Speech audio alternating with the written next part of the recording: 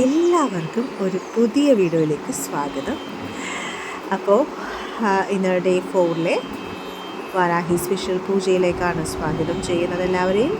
ലാസ്റ്റത്തെ എല്ലാ വീഡിയോസിലും എല്ലാവരും പേരും അതുപോലെ തന്നെ എല്ലാവരും നല്ല രീതിയിൽ റെസ്പോണ്ട് ചെയ്തിട്ടുണ്ട്. അവരുടെ ആവശ്യങ്ങളും കാര്യങ്ങളൊക്കെ പറഞ്ഞിട്ട് വളരെ വളരെ സന്തോഷമുണ്ട്. ഒരുപാട് പേർക്ക് നല്ല രീതിയിലുള്ള കാര്യങ്ങളൊക്കെ നടന്ന് കിട്ടുന്നു എന്ന് കേൾക്കുമ്പോൾ ആരും തന്നെ വിഷമിക്കേണ്ട കാര്യമില്ല. അമ്മ ഉറപ്പായും നിങ്ങളുടെ പ്രാർത്ഥന കേൾക്കുന്നതാണ്. ഇന്ന് നിങ്ങളെ ഞാൻ പരിചയപ്പെടുത്താൻ പോകുന്നത് ഒരു അതിശയ മന്ത്രമാണ്. നമുക്കെല്ലാവർക്കും പല രീതിയിലുള്ള പ്രതിസന്ധിയിലൂടെ കടന്നു പോകുന്ന വ്യക്തികളാണ്. തൊഴിൽ സംബന്ധമായ പ്രശ്നങ്ങൾ, ദാരിദ്ര്യ ദുഃഖം, രോഗശമനം എന്നിവയെല്ലാം അകറ്റാനായിട്ട് ഏറ്റവും ഉത്തമമായ ഒരു മന്ത്രമാണ് ഞാൻ ഇന്ന് നിങ്ങളെ പരിചയപ്പെടുത്താൻ പോകുന്നത്. എല്ലാവർക്കും അറിയാം ദേവിയെക്കുറിച്ച്, ഒട്ടുമിക്ക എല്ലാവർക്കും അറിയാം ദേവിയെക്കുറിച്ച് ഇപ്പോൾ. എന്നാൽ അറിയാത്തവർക്കായി ഞാൻ ഒന്നുകൂടി പറയുന്നു. വാരാഹി അമ്മ എന്ന് പറയുന്നത് നിങ്ങൾ വിചാരിക്കുന്ന പോലെ നമ്മളെ ഒരുപാട് അങ്ങനെ പരീക്ഷിക്കുന്ന ദേവിയല്ല. വാരാഹി അമ്മയുടെ രൂപം തന്നെ വരാഹരൂപം പൂണ്ട ദേവിയാണ്, അതായത് മൃഗരൂപം പൂണ്ട ദേവിയാണ്. ആയതുകൊണ്ട് തന്നെയും വളരെ വളരെ പവർഫുള്ളാണ്. നമുക്കെല്ലാവർക്കും അറിയാം മൃഗരൂപം പൂണ്ട ദേവി ദേവന്മാർക്ക് ഒരു പ്രത്യേക ശക്തിയാണ്. വാരാഹി അമ്മയുടെ മന്ത്രം ചൊല്ലുമ്പോൾ തന്നെ നമുക്കൊരു പ്രത്യേക പോസിറ്റീവ് വൈബാണ് ഉണ്ടാവുന്നത്. നമ്മൾ ആ ഒരു പ്രാർത്ഥന ചൊല്ലുമ്പോൾ അല്ലെങ്കിൽ ആ ഒരു മന്ത്രം നമ്മൾ ഉരുവിടുമ്പോൾ പോലും നമ്മുടെ മനസ്സിൽ ഒന്നുമില്ലാതെ ഈ വിഷമങ്ങൾ മറന്ന് നമ്മൾ അതിൽ ലയിച്ച് പ്രാർത്ഥിക്കുന്ന ഒരു ഫീലാണ് എനിക്ക് തോന്നുന്നത്.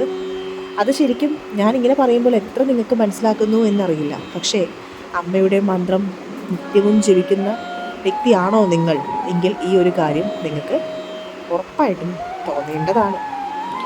വാരാഹി അമ്മയുടെ മന്ത്രം വളരെ ശക്തിയുള്ളതും അതുപോലെ തന്നെ നമ്മൾ ഉദ്ദേശിച്ച കാര്യങ്ങളൊക്കെ വേഗം നടന്നു കിട്ടാനായിട്ട് ഏറ്റവും ശ്രേഷ്ഠമായ മന്ത്രമാണ് വാരാഹി മന്ത്രം.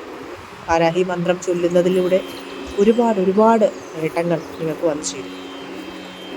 അതിനായിട്ട് ഏറ്റവും ആദ്യം നിങ്ങൾ ചെയ്യേണ്ടത് വിശ്വാസമാണ്. വിശ്വാസം എന്ന് പറയുന്നത് എല്ലാവർക്കും ഒരുപോലെ ആവണമെന്നില്ല. ചിലർക്ക് പല രീതിയിലായിരിക്കും നിങ്ങൾ ആ ഒരു മന്ത്രം അല്ലെങ്കിൽ ആ ഒരു ദേവന്മാരെ വിശ്വസിക്കുക. എല്ലാവർക്കും ഒരുപോലെയല്ല. വിശ്വാസം എന്ന് പറയുന്നത് അതുകൊണ്ട് തന്നെയും ഏറ്റവും പ്രാധാന്യം കൊടുക്കേണ്ട ഒരു കാര്യമാണ്. നമ്മൾ വെറുതെ ഒന്ന് പ്രാർത്ഥിച്ചു കഴിഞ്ഞിട്ട് നമ്മളൊരു കാര്യം നടന്ന് കിട്ടാത്തത് എന്താ എന്ന് ചിന്തിക്കരുത്. വിശ്വാസമാണ് പ്രധാനമായിട്ടും വേണ്ടത്. സോ വിശ്വാസത്തോടു കൂടി മാത്രം പ്രാർത്ഥിക്കുക എന്നുള്ളതാണ് എനിക്ക് പറയാനുള്ള ഒരു കാര്യം. പിന്നെ പരീക്ഷിക്കുക, അതായത് ദേവിയെ നമ്മൾ പരീക്ഷിക്കരുത് അല്ലേ. ഞാനൊന്ന് നോക്കട്ടെ, ഞാൻ ഈ പ്രാർത്ഥന പ്രാർത്ഥിച്ചിട്ട് എനിക്കൊന്നത് കിട്ടുന്നുണ്ടോ എന്ന് നോക്കട്ടെ. അങ്ങനെയൊന്നും നിങ്ങൾക്ക് ഞാനത് പറയുമ്പോൾ എത്രത്തോളം പലരുടെയും കമൻറ്റുകൾ എനിക്ക് മനസ്സിലാക്കുന്നു. ഞാൻ ഒരു ലാസ്റ്റത്തെ 2-3 വീഡിയോസിൽ ഞാൻ ശ്രദ്ധിച്ചിരുന്നു. ഞാൻ ഇതുവരെയും പ്രാർത്ഥിക്കാത്ത ഒരു വ്യക്തിയാണ്. പക്ഷേ അതിലൊരു കമൻറ്റ് വായിക്കുകയാണ് ഞാൻ. ആ കമൻറ്റ് വായിച്ചപ്പോൾ എനിക്ക് മനസ്സിലായ കാര്യമാണ്. ആ കമൻറ്റിൽ എഴുതിയിരിക്കുന്നതെന്ന് വെച്ച് കഴിഞ്ഞാൽ അവർ ആദ്യമായിട്ടാണ് പ്രാർത്ഥിക്കുന്നത്. എന്നാൽ എൻ്റെ കാര്യം ഇത് നടന്നു കിട്ടുമോ എന്ന് ഞാൻ നോക്കട്ടെ. അങ്ങനെ പറഞ്ഞിട്ട് എന്താ കാര്യം? ദൈവവിശ്വാസിയാണെന്നുണ്ടെങ്കിൽ ഒരിക്കലും അങ്ങനെ പറയരുത്. നമ്മളെപ്പോഴും ദൈവം നമ്മളെ സൃഷ്ടിച്ചതാണെന്നുണ്ടെങ്കിൽ ജീവിതകാലം മുഴുവൻ നമ്മൾ ആ ദൈവത്തെ മനസ്സിൽ ധ്യാനിച്ചും നല്ല രീതിയിൽ കൊണ്ടുപോവുകയാണ് വേണ്ടത്. വിശ്വാസമാണ് ഏറ്റവും ആദ്യം വേണ്ടത്. അല്ലാതെ നമ്മളുടെ എന്തെങ്കിലും ഒരു കാര്യം നടക്കാൻ വേണ്ടി മാത്രം ദൈവത്തെ ആഗ്രഹിച്ചിട്ട് കാര്യമുണ്ടോ? ഇല്ല അല്ലേ.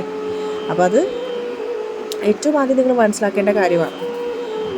പിന്നെ എനിക്ക് പറയാനുള്ള വേറൊരു കാര്യം എന്ന് വെച്ചാൽ മന്ത്രം ഉരുവിടുമ്പോൾ വളരെ ശ്രദ്ധയോടുകൂടി ജപിക്കുക.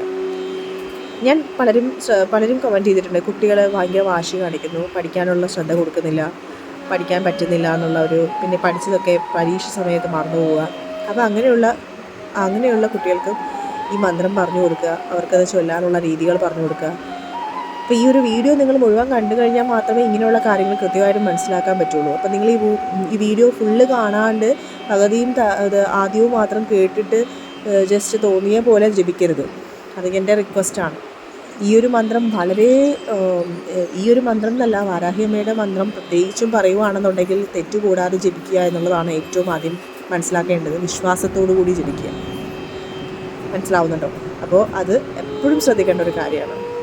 രാത്രി ജപിക്കുന്നതാണ് ഏറ്റവും ഉത്തമം. രാത്രി ജപിച്ചു കഴിഞ്ഞ് കഴിഞ്ഞാൽ